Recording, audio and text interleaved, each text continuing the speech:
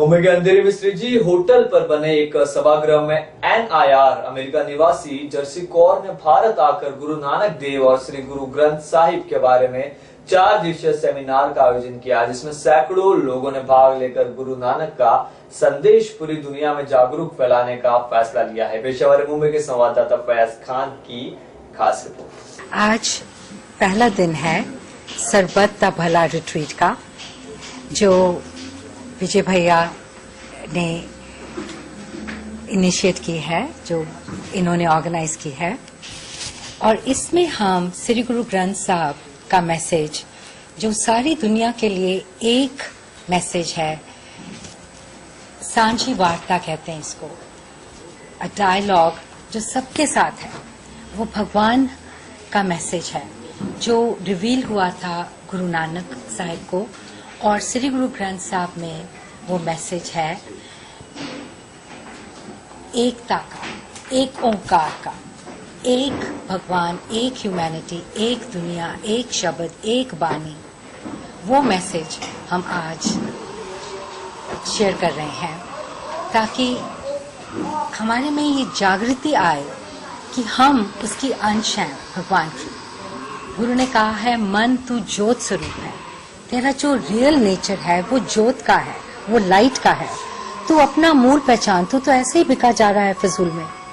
तू जान अपने आप को पहचान कि तू क्या है। तू भगवान का रूप है और तुझे भगवान से मिलना है। और कैसे मिलेगा? भी भगवान जैसा होके ही मिलेगा। तो उसकी क्वालिटीज जो हैं, भगवान की क्वालिटीज, ईश्वर की, परम पिता परमेश्वर की क्वालिटीज, जो गुरु नानक साहब और बाकी भक्तों और गुरुओं ने लिखी हैं श्री गुरु ग्रंथ साहब में, वो मेरी इंस्पिरेशन है। और वो मैं आज शेयर करने आई हूँ अमेरिका से, विजय भैया की हिम्मत से, उनके एनकरेजमेंट से।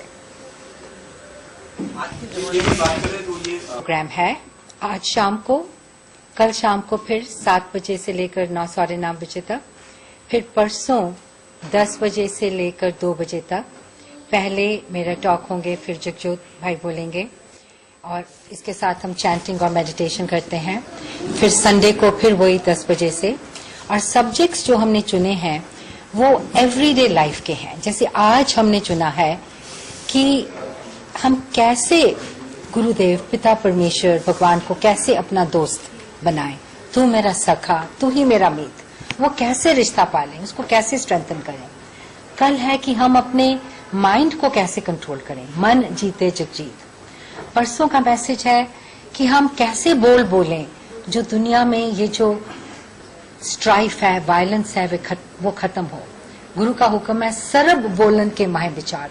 जो भी कहते हो, जो भी बोलते हो, उसको सोच समझ के बोलो। और आखिर में, आखिर के दिन हम गुरु नानक की जो वो लाइन्स है, पंड जमिए पंड निमिए, जिसमें उन्होंने औरत को ऊंचा उठाया है और बोला है कि सिर्फ एक भगवान है जो औरत से नहीं जन्मे, और इसकी डिविनिटी को जब तक दुनिया नहीं पहचानती, उसका पूरा पोटेंशियल नहीं होगा। सो ये 4 सब्जेक्ट लेके हम चल रहे हैं। इसके अलावा 2 सब्जेक्ट और जो जगजोत जी करेंगे वो हैं कि नाम क्या है। हम सब कहते हैं भगवान का नाम लो, वो तो उसका तो कोई नाम नहीं है, फिर नाम का क्या मतलब है। फिर उस नाम को लेकर हम कैसे अपने देह और माइंड के रोग खत्म कर सकते हैं। सरब रोग का औखद नाम, वो दवाई कैसे हम बना सकते हैं नाम की, ताकि हम हेल्थी हों। क्योंकि अगर हमारी बॉडी हेल्थी नहीं होगी तो हम कुछ भी नहीं कर पाएंगे, भगवान का नाम भी नहीं ले पाएंगे। दीदी, अगर ईश्वर की बात करें या गुरु नानक की बात करें तो कैसे आसानी से इनके रास्ते में या मोक्ष की प्राप्ति कैसे इंसान, एक आम इंसान कैसे प्राप्त कर सकता है? मोक्ष की बात करें वो तो उसकी शरण में आके ही होता है। आज हमने बोला ना, ताऊ में आया सरनी आया, उसकी शरण में बस आ जाए। और रास्ता तो बताया है गुरुओं ने, पर ये बात ऐसे है कि प्रीतम के देश कैसे बातन से जाता है। ये बातें करने वाला रास्ता नहीं है, ये जीना है, पल पल सोच कर समझ कर, जैसे भक्तों ने बताया है, गुरुओं ने बताया है, बार बार बताया है, सेंचुरीज में आकर बताया है। वो बात सुननी है, वो कमाई हमने करनी है, उस रास्ते पर चलना है। श्री गुरु ग्रंथ साहब में एक लाइन आती है कि कुर्बानी बनिए कि वो शब्द में एक हो जाना है, हमने उस धुन में लग जाना है। सतगुरु की बानी सत स्वरूप है। ये जो बानी है, ये जो शब्द है, ये भगवान का रूप है। और आगे की लाइन है कि बानी जो है इसको बनना है, सिर्फ सुनना समझना चैंट करना अच्छा है। ने दिया कि उसके शब्द उसकी बानी मैं शेयर कर सकूं। ये मुझे सबसे बड़ी गिफ्ट मिली है आज कि मैं अपने जन्मदिन पर भैया ने मुझे बुलाया, तो ये थैंक यू मैंने करना है, गुरु का, भगवान का, भैया का, सबका, कि जो यहाँ आए। इससे बड़ी गिफ्ट क्या हो सकती है कि तुम अपने प्यारे का मैसेज शेयर करो। अपने मालिक तक पहुंचने में प्रभु परमेश्वर, जो आपका सवाल था, वो नाम जो है जिसकी सैटरडे को विचार होगी, तो वो नाम ही एक रास्ता है, क्योंकि बाकी जितने भी आप देखेंगे ना उसकी एक लिमिटेड एप्लीकेबिलिटी है। नाम है वो एक सूक्ष्म चीज है जो उसकी हम पहले तो डिस्क्रिप्शन जितना हो सकेगा, और उसके बाद वही एक रास्ता है जो हमको वहाँ परम आत्मा तक ले जा सकता है। एक जैसी जी ने प्रीतम के देश कैसे बातन से जाए, बातों से नहीं जाया जा सकता। अगर हम दुनिया भर की टॉक्स कर लें, ग्रंथ भी लिख लें और ग्रंथ पढ़ भी लें, लेकिन एक करने की चीज है। कल की टॉक है मन जीते जग जीत, क्योंकि मन जो है ना, इसको कबीर साहब बोलते हैं मन तो मैगल हो रहे हो, हाथी बना हुआ है। मस्त हाथी होता है जिसने शराब पी होती है, कैसे घूमता है। हमारा मन वैसे है, मन तो मैगल हो रहे हो, उस मन को कैसे बस में करना है। और उसमें जो है हमारे मन की जी शक्तियां हैं, उससे ऊपर एक नाम की शक्ति है, जिसके आधार नाम के धारे सगले चल, सारा कुछ उसके आधार पे चल रहा है। और उसको आधार है नाम के धारे खंड ब्रह्मांड, सारे खंड ब्रह्मांड उसी आधार में चल रहे हैं। उस पावर को कैसे हमें चैनलाइज करना है ताकि हम इस मैगल को, इस मस्त हाथी को अपने बस में। देखिए, लोगों का सहयोग मिले या नहीं मिले, है ना, मैं इस विषय के लिए मेरा झुकाव मैं आपको बताता हूँ कि ख्याल कैसे आया, कहाँ से आया इस प्रकार का आयोजन करने के लिए? क्योंकि जरूरत है ना, महसूस करते हैं। देखिए, हम लोग, मैं चिकित्सक हूँ, पेशे से चिकित्सक हूँ, और जितने रोगी आते हैं हम लोग के पास में, तो दो तरह की बीमारियां हैं आजकल लोगों के, या तो साइकोसोमेटिक प्रॉब्लम्स है, या तो इम्यूनिटी से रिलेटेड ऑटो इम्यून डिसऑर्डर्स है। तो ना आदमी ना पेट में भी सही चीज डाल रहा है, ना दिमाग में भी सही चीज डाल रहा है, ठीक है। तो खाने पीने के लिए तो हम लोग डाइट बता देते हैं, लेकिन जो दिमाग में वो कचरा डाल रहा है, उसके लिए जो ब्रेकर लगाना है या उसके लिए जो कवर करना है, तो अध्यात्म के माध्यम से ही। और इस तरह के, देखिए,